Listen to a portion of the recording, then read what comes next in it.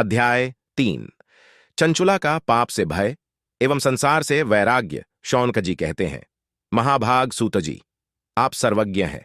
महामते, आपके कृपा प्रसाद से मैं बारंबार कृतार्थ हुआ। इस इतिहास को सुनकर मेरा मन अत्यंत आनंद में निमग्न हो रहा है। अतः अब भगवान शिव में प्रेम बढ़ाने वाली शिव संबंधित दूसरी कथा को भी कहिए। अब सुत जी कहते हैं, शौनक सुनो, मैं तुम्हारे सामने गोपनीय कथावस्तु का भी वर्णन करूंगा, क्योंकि तुम शिव भक्तों में अग्रगण्य तथा वेद वेदताओं में श्रेष्ठ हो। समुद्र के निकटवर्ती प्रदेशों में वाशकल नामक एक ग्राम है, जहां वैदिक धर्म से च्युत महापापी द्विज निवास करते हैं। वे सब के सब बड्ढे दुष्ट हैं।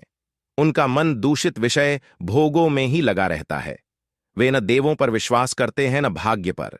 वे सभी बद्धे कुटिल वृत्ति वाले हैं। किसानी करते और भांति भांति के घातक अस्त्र शस्त्र रखते हैं। वे व्यभिचारी और खल है। ज्ञान, वैराग्य तथा सधर्म का सेवन ही मनुष्यों के लिए परम पुरुषार्थ है।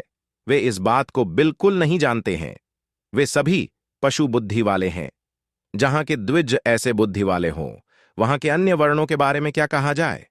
अन्य वर्णों के लोग भी उन्हीं की भांति कुत्सित विचार रखने वाले, स्वधर्म विमुख एवं खल हैं। वे सदा कुकर्म में लगे रहते और नित्य विषय भोगों में ही डूबे रहते हैं। वहां की सब औरतें भी कुटिल स्वभाव की, स्वेच्छाचारिणी, पापासक्त, कुत्सित विचार वाली और व्यभिचारिणी हैं। वे सदव्यवहार तथा सदाचार से सर्वथा शून्य हैं। इस प्रकार वहां दुष्टों का ही निवास है। उस वाशकल नामक ग्राम में किसी समय एक बिंदुक नामक ब्राह्मण रहता था। वह बड़ा अधम था, दुरात्मा और महापापी था। यद्यपि उसकी पत्नी बहुत सुंदर थी, तो भी वो कुमार्ग पर ही चलता था। उसकी पत्नी का नाम चंचुला था। वह सदा उत्तम धर्म के पालन में लगी रहती थी, तो भी वह दुष्ट ब्राह्मण उसे छोड़कर वेश्यागामी हो गया था। इस तरह कुकर्म में लगे हुए उस बिंदुक के बहुत वर्ष व्यतीत हो गए।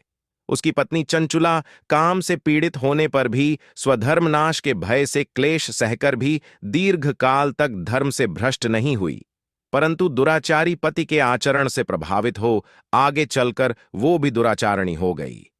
इस तरह दुराचार में डूबे हुए उन मूढ़ चित्त वाले पति पत्नी का बहुत सा समय व्यर्थ बीत गया। तदन्नतर शूद्र जातीय वेश्या का पति बना हुआ वह दूषित बुद्धि वाला दुष्ट ब्राह्मण बिंदुक समयानुसार मरकर नरक में जा पड़ा। बहुत दिनों तक नरक का दुख भोगकर वह मूढ़ बुद्धि पापी विंध्य पर्वत पर भयंकर पिचाश हुआ। इधर उस दुराचारी पति बिंदुक के मर जाने पर वह मूढ़ हृदया चंचुला बहुत समय तक अपने पुत्रों के साथ अपने घर में ही रही। एक दिन दैव योग से किसी पुण्य पर्व के आने पर वह अपने भाई बंधुओं के साथ गोकर्ण प्रदेश में गई।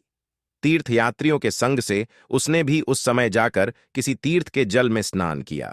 फिर वह साधारणतया मेला देखने की दृष्टि से बंधुजनों के साथ यत्र तत्र घूमने लगी। घूमती घामती किसी देव मंदिर में गई और वहां उसने एक दैवज्ञ ब्राह्मण के मुख से भगवान शिव की परम पवित्र एवं मंगलकारिणी उत्तम पौराणिक कथा सुनी। कथावाचक ब्राह्मण कह रहे थे कि जो स्त्री पुरुषों के साथ व्यभिचार करती है, वो मरने के बाद यमलोक जाती है। तब यमराज के दूत उनकी योनि में तपे हुए लोहे का परिध डालते हैं। पौराणिक ब्राह्मण के मुख से ये वैराग्य बढ़ाने वाली कथा सुनकर चंचुला भय से व्याकुल होकर वहां पर कांपने लगी। कथा समाप्त हुई और सुनने वाले सब लोग बाहर चले गए। तब वह भयभीत नारी एकांत में शिव पुराण कथा बोलने वाले ब्राह्मण देवता से बोली, ब्राह्मण, मैं अपने धर्म को नहीं जानती थी, इसलिए मेरे द्वारा बड़ा दुराचार हुआ है।